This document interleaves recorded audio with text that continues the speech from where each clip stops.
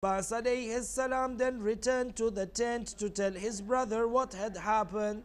He could not tolerate the wailing of the children and was beaming with his Hashimi courage. He then rode his horse and he took his water bag. He looked at Imam Al-Husayn for a final time as if to bid him farewell.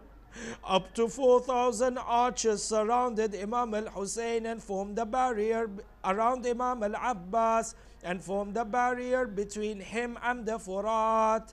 All of them shot their arrows towards Abbas.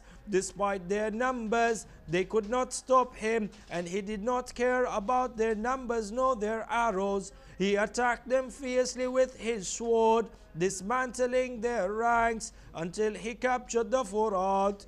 Abu al-Fadl al-Abbas got off his horse. He took a handful of water while remembering the thirst of Imam al-Husayn.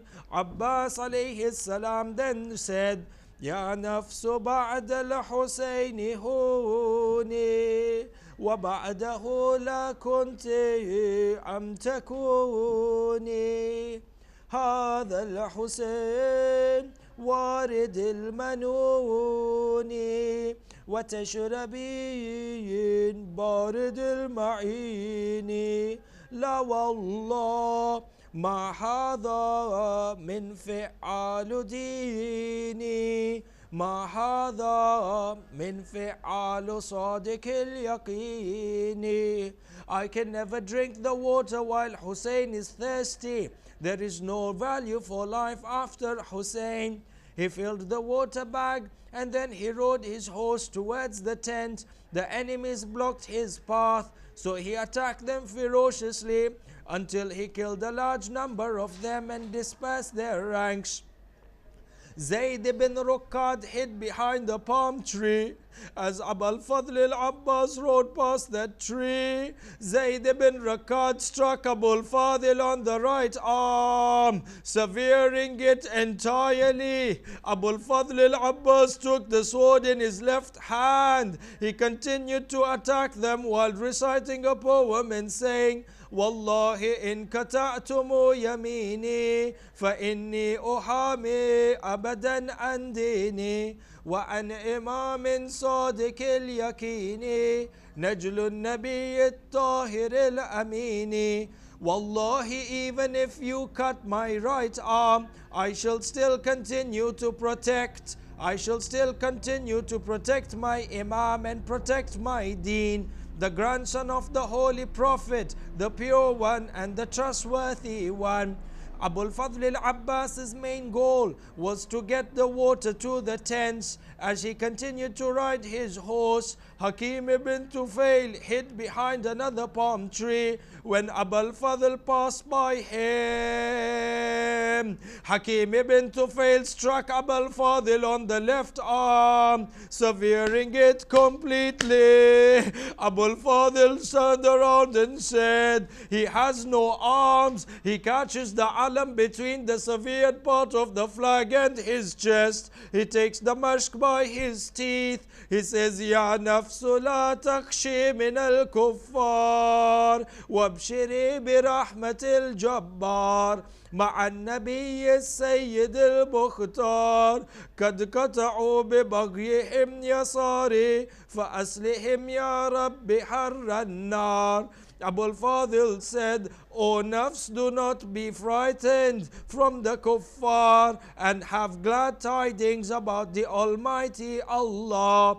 Together with the Nabi, Sayyid al-Mukhtar, he says to Allah, they cut my left hand out of their hatred for me, for Ya Allah, make them to suffer and burn them in the hellfire for eternity. Abu al-Fadl sat on his horse without a right arm, without a left arm. The enemies attacked him from every direction, and they shot arrows at him that fell upon him like rain. One of the arrows pierced the water bag.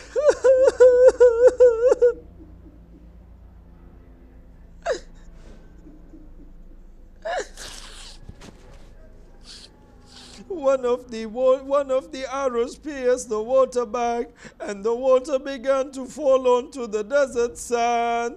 Another arrow pierced the chest of Abu Fadl.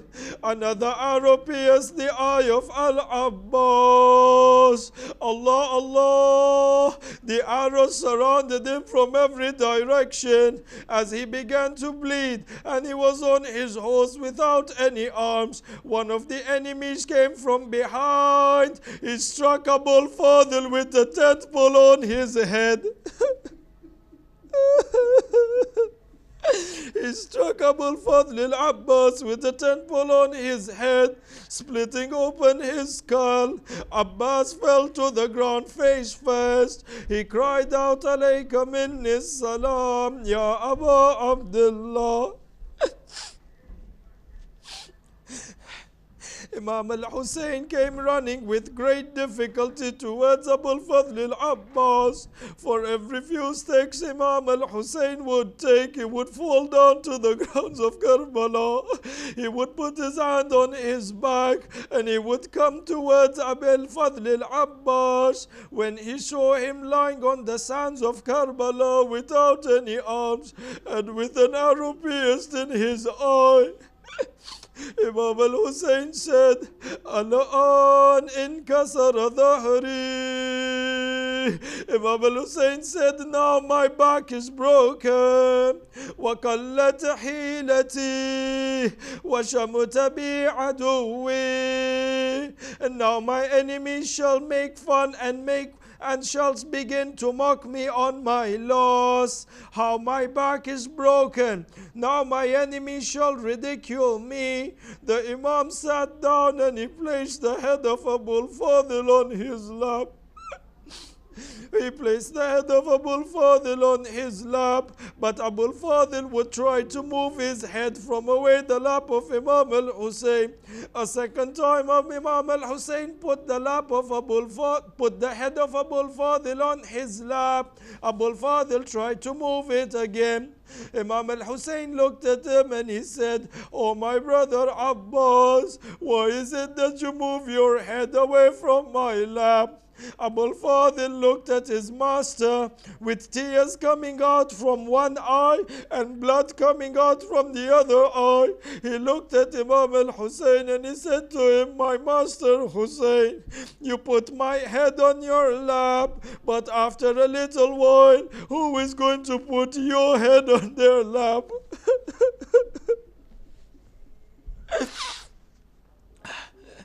Imam al-Husayn looked at his brother with love, and it was only a little bit of time until the ruh of Abu Fadl al-Abbas ascended towards the heavens. Imam al-Husayn left Abbas at his place. He returned towards the back of the tent with a broken heart and with a heart that was stricken with grief. He was wiping his tears with his sleeves, and then he called out in the middle of the Maidan, "Hal min nasirin yansurna, hal min mughithin yughithuna." Is there anyone to help us? Is there anyone who can come to our aid? Sukaina came to Imam al-Husayn. She asked him about his uncle, but Imam al-Husayn said to her that your uncle is sleeping by the river of Furat. The women understood that Abu Fadl has been killed. They began to weep and wail. Imam al-Sajjad, upon hearing the call of his father, stood up, supporting himself on a stick and with a sword on the other hand. Even though he was severely sick and could barely stand, he stood up to support the Imam of his time. When Imam al-Husayn looked at him, he cried out, "Ya Kulthum, hold back Sajjad, lest the earth is void from the lineage of Ali Muhammad." So she took him back into the tent.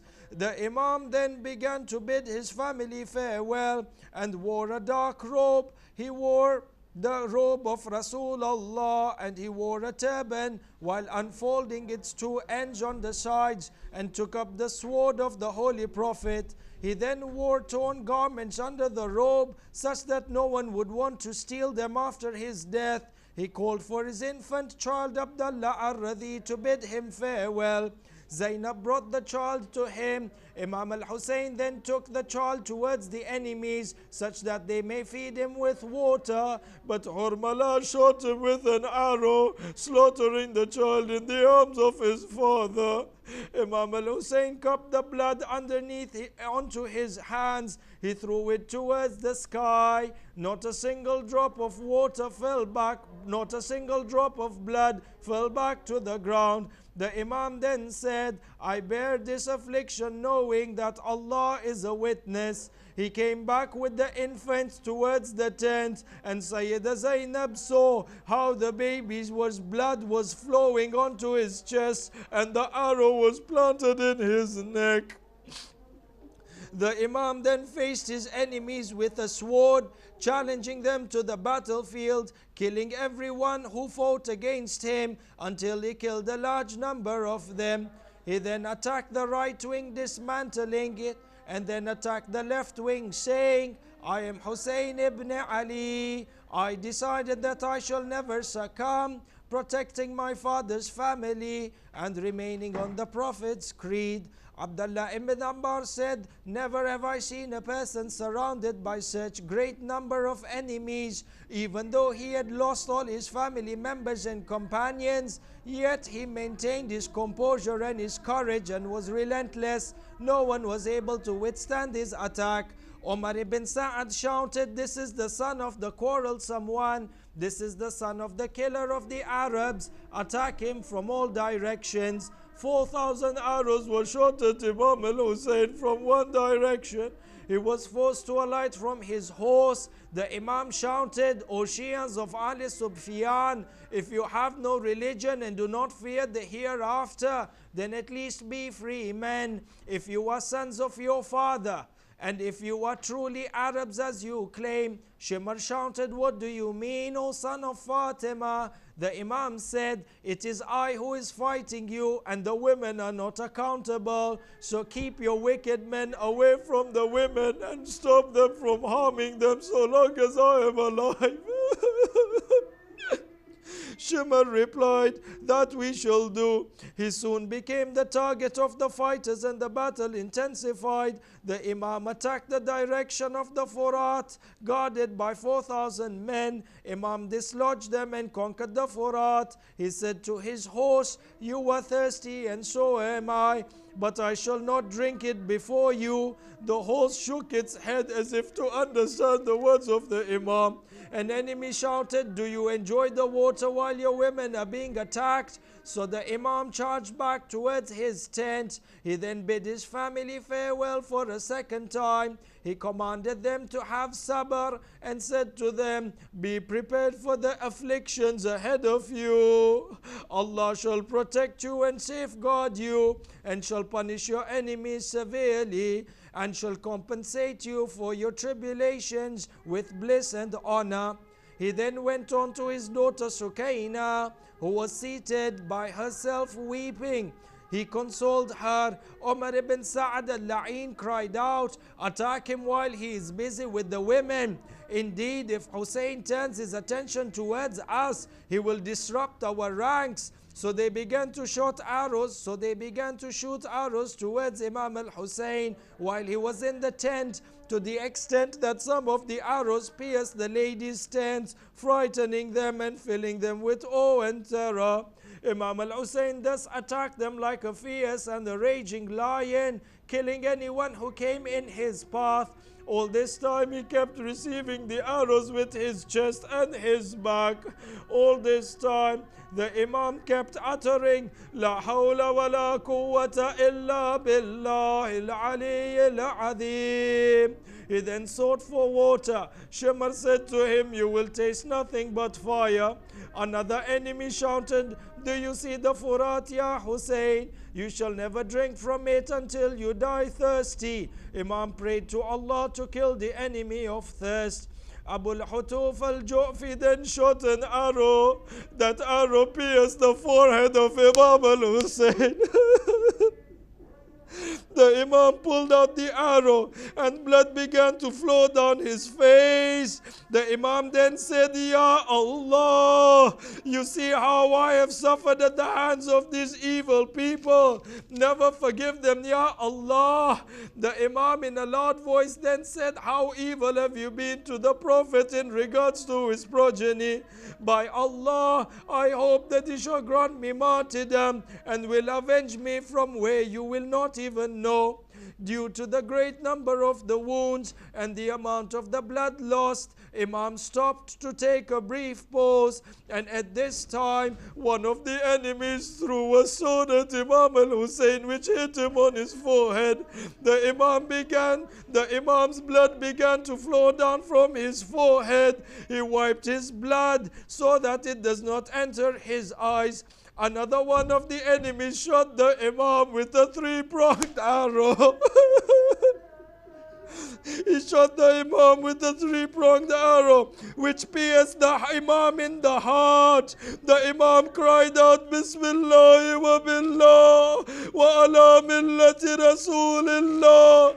He looked up towards the heavens. He said, Ya Allah, you know that they are fighting and they are killing the son of the daughter of the Prophet, for whom there is no parallel. The Imam removed the arrow from his back. The blood began to gush out like a fountain. He placed his hand underneath the wound.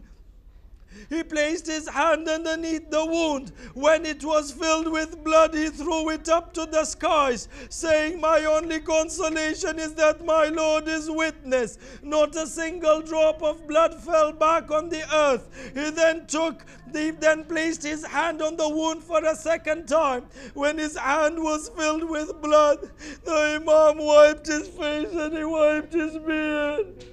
And he said, this is how I am going to meet my grandfather. And I shall complain to him. I shall say, Ya Jadda, Qatalani Fulan wa Fulan. The Imam then was seated on the sands of Karbala, covered in his own blood.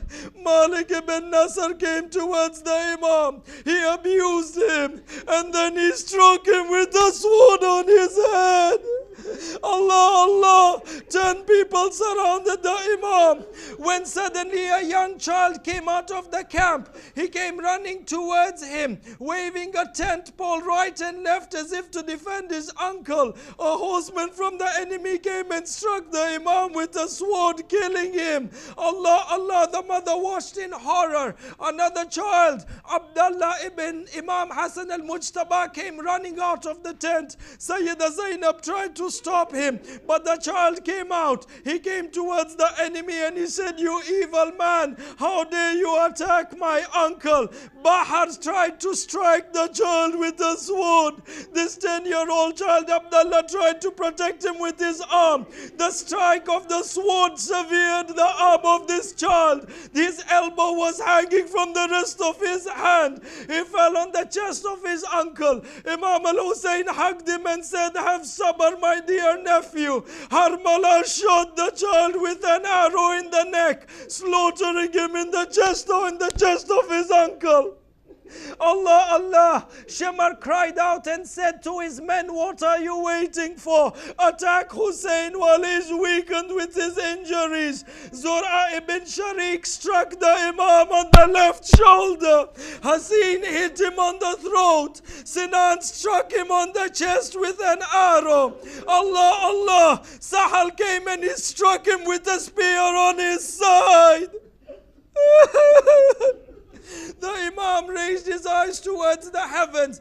He invoked Allah for a final time. He said, Ya Allah, judge between us and this nation. They deceived us and they betrayed us and they shed our blood. Allah, Allah. Shimmer came towards Imam al-Husayn. Shimmer came towards Imam al-Husayn. It says, فَبَدَرَ إِلَيْهِ الشِّمَرِ فَرَفَسَهُ بِرِجْلَيْهِ. He kicked Imam al-Husayn with his leg. وَجَلَسَ عَلَى صَدْرِهِ. He sat on the chest of Imam al-Husayn. وَكَبَدَ عَلَى شَيْبَتِهِ. He held the beard of Imam al-Husayn. وَضَرَبَهُ بِسَيْفِهِ. إِثْنَا عَشَرَ ضَرَبَ. He struck Imam with 12